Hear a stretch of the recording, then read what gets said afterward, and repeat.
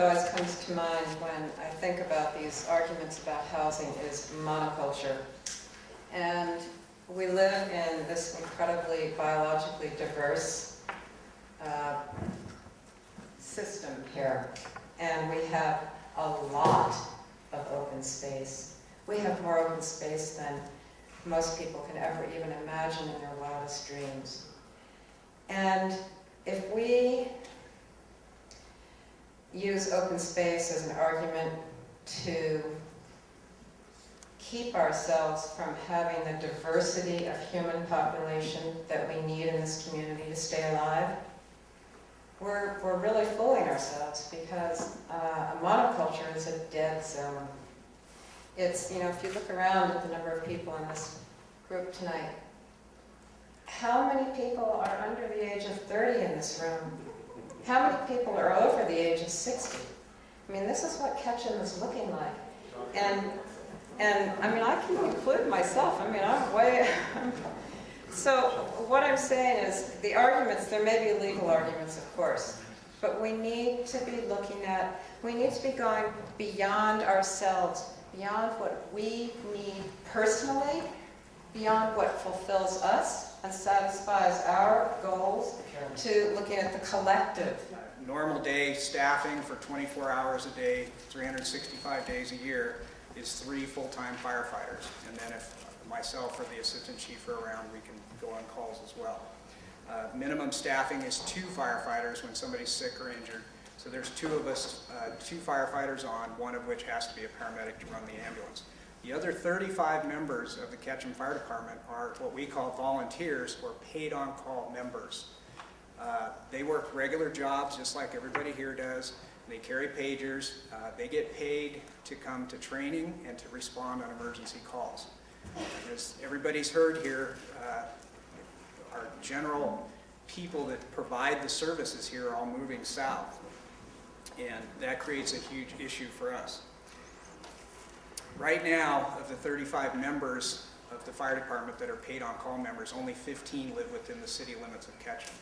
So duty people go on a call, and we need that immediate response of the paid-on-call members to back them up on a fire like the Castle Rock fire, where everybody's called to duty. It's imperative that they get to the station and get on that equipment quickly.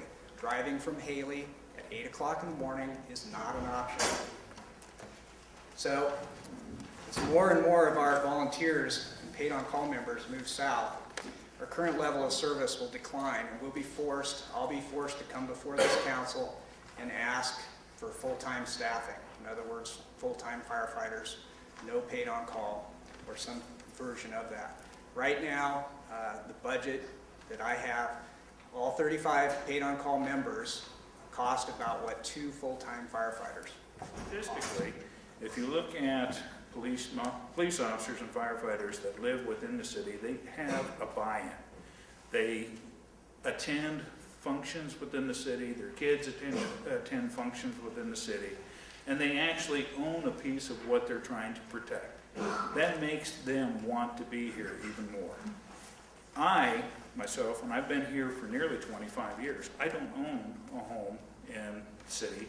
I own a mobile home in the Meadows Trailer Park. And that's kind of sad, because I've been here for 25 years. I should be able to afford a piece of property. And if one of these residences came open, I would go ahead and apply for it. And then I would actually be able to live within the community that I serve and have protected for 25 years. That's what we want, and that's what we ask for. I grew up all over the world. I've lived in big cities like Seattle and Chicago and New York and Los Angeles. This is paradise here. Some of you have been here for so long, you've probably forgotten some of those big cities and how horrible, they'd love a little bit of open space like this. I'm a father, I've got 3 kids, and I work for a community development organization. I'm an executive. I'm one of these people that affordable housing is talking about.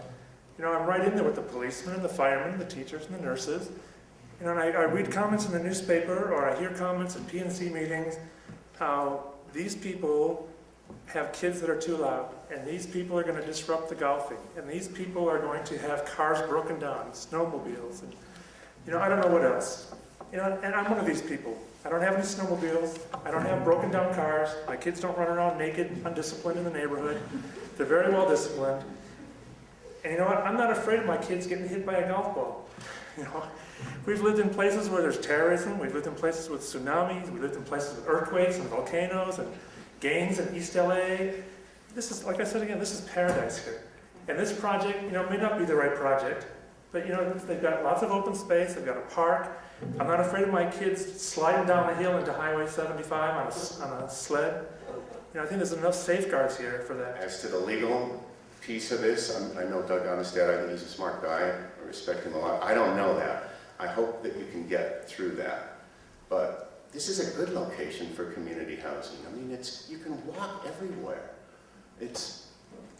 What's happening to this valley is so obvious. The job I'm working on, there's 2 of us now that live in Ketchum.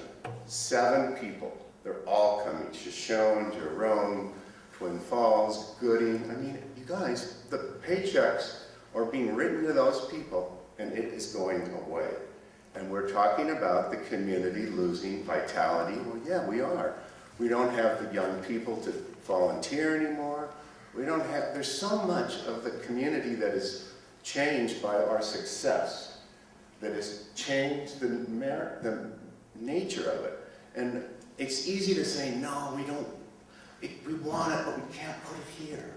We got to put it over there. We all have to bend a little, I think. And I mean, if we don't, we're going to wreck the place. I feel you would betray this public trust if you do not address what you so clearly call the crisis of the affordable housing. It's outlined in the comp plan. It's outlined in the Ketchum master plan. I've been to a lot of meetings in small towns close by here, McCall, Victor, Park City. Every one of those people at every one of those meetings is all for affordable housing in Ketchum.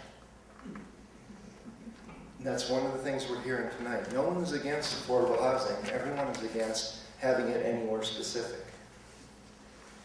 I also feel you would betray the public trust if you did not safeguard our community in even the smallest way from the effects of the skyrocketing cost of energy. We live in different times now. In 2004, the cost of oil was $10 a barrel.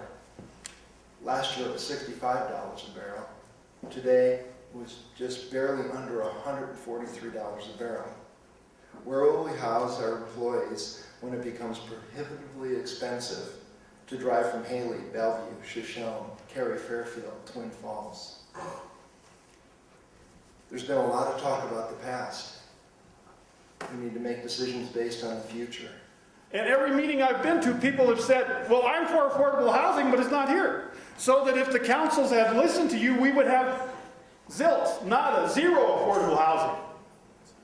Okay? So some of my best friends are old, self-righteous old white guys, but some of them are getting a little nutty and a little selfish. And I'm here to save their souls and tell them that they should vote for this thing. Okay? And by the way, council always says you're supposed to be speaking to us. That's right. Well, can you hear me can you still hear me? I am speaking to you.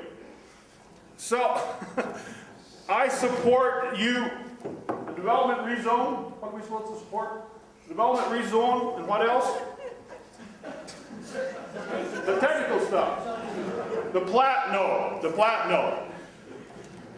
Perpetuity, God has given us surrounding open space in Blaine County, 1,400,000 acres. You're surrounded by it, beginning at your back door. Counting the contiguous counties, God has given you through Teddy Roosevelt 12 million acres of open space. How could that not be interpreted not to be greedy for open space? Larry. Good dance with somebody else. You've asked us, my name is Lloyd Betts. I've lived in Warm Spring for 30 years, and you've asked us to speak directly to the council. I want to tell you right now that I'm very offended that you allowed him to rant on about religious principles. Thank you.